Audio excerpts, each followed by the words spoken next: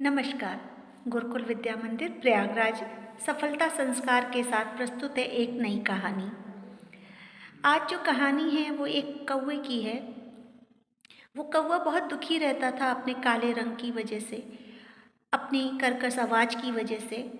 और वो इसी दुख के कारण एक दिन हंस के पास पहुंचा और बोला कि हंस भाई, आप तो बहुत खुश होगे, बहुत सुखी होगे, आप इतने सुंदर सफ़ेद रंग के हो। हंस ने कहा, कहाँ भाई, मैं कहाँ, देखो ना मुझसे ज़्यादा सुखी तोता है।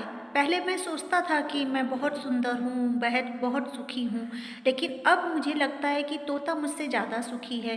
कितने सुंदर उसके हरे हरे पंख रहते हैं, कितनी सुंदर उसकी लाल लाल चोंच रहती है, और उससे ज़्यादा उसकी मीठी आवाज़ रहती है। कितनी मीठी आवाज़। तो हंस और कौवा दोनों चलते हैं तोते के पास और बोलते हैं, तोता भाई, मिट्ठू भाई, आप तो बहुत सुखी हो गए, आप तो बहुत खुश हो गए। आपके कितने सुंदर कलर हैं, हरे हरे पंख के हैं आपके, कितनी सुंदर आपकी लाल लाल चोंच है, और उतनी ही मीठी आपकी आवाज़ है। तोता कहता है, कहाँ भाई, मैं भी कहाँ सुखी हूँ। देखो ना, मेरे इसी मीठी आवाज़ के कारण लोग मुझे पिंजड़े में बंद कर देते हैं, ला कर के मुझे रटवाते हैं, जो वो बोलते हैं वो बोलो। तो कौवा कहता है, तोता भी दुखी है। बोलता है, मिट्ठू भाई, आप भी दुखी हो। मिट्ठू भाई कहते हैं, मुझसे ज़्यादा खुश और सुखी तो मोर है। तीनों मिल कर के चलते हैं मोर से मिलने के लिए।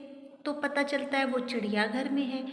वो चिड़ियाघर से वो लोग तीनों लोग पहुंचते हैं, देखते हैं बहुत भीड़ लगी है मोर को देखने के लिए, बहुत सारी लोग देख रहे हैं उसको, खुश हो रहे हैं। जब सारे लोग चले जाते हैं तो वो तीनों मोर के पास पहुंचते हैं और कहते हैं, मोर भाई, आप हम तीनों से सबसे ज़्यादा सुखी हो। देखो आप कितने सुंदर हो, कितने सुंदर आपके पंख हैं, आप कितना अच्छा डांस करते हो। मोर कहता है, कहाँ मैं सुखी हूँ। अगर मैं सुखी होता, अगर मैं खुश होता तो आज इस चिड़ियाघर में बंद होता। मैं चिड़ियाघर में बंद हूँ, लोग मुझे देखने आते हैं, मैं अपना जीवन जी नहीं सकता, मेरी सारी स्वतंत्रता छिन चुकी है। मुझे तो लगता है कि सबसे ज़्यादा खुश और सुखी तो कौवा है। सब बड़े आश्चर्यचकित होते हैं, बोलते वो कैसे। बोले, देखो ना, वो किसी के अधीन नहीं है, कोई उसे पिंजड़े में नहीं रखता, कोई उसे शिकार नहीं करता, कोई उसे चिड़ियाघर में नहीं रखता।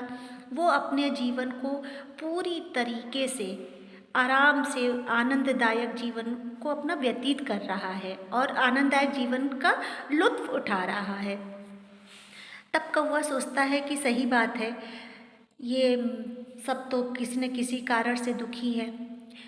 इस कहानी से सिर्फ और सिर्फ एक ही बात हमें समझ आती है और शिक्षा लेने वाली है कि हमारे पास जो कुछ भी है हमें उसमें ही खुश रहना चाहिए, क्योंकि किसी न किसी के पास कोई न कोई गुण जरूर होता है। कौवे को भी हम, एक समय आता है जब हम कौवे को भी पूछते हैं।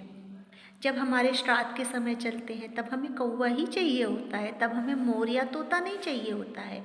और हर किसी में कोई ना कोई गुण भगवान जरूर दे के भेजता है। तो ये हम पेरेंट्स टीचर्स का पूरा पूरा एक रोल है कि वो अपने बच्चों के गुणों को समझें। किसी बच्चे की राइटिंग बहुत अच्छी है तो किसी की लर्निंग बहुत अच्छी है, किसी बच्चे की पेंटिंग बहुत अच्छी है तो कोई बच्चा पोयम बहुत अच्छी बोलता है। तो हमें उन बच्चों की क्वालिटी को समझना चाहिए और उनके गुणों को निखार करके सामने लाना चाहिए और प्रोत्साहित भी करना चाहिए। और बच्चों को ये बताना चाहिए कि हर किसी के अंदर कोई ना कोई गुण जरूर होता है, और किसी सामने वाले को देख करके दुखी ना होना अच्छी बात नहीं है। इसी कहानी के साथ, सफलता और संस्कार के साथ, नमस्कार।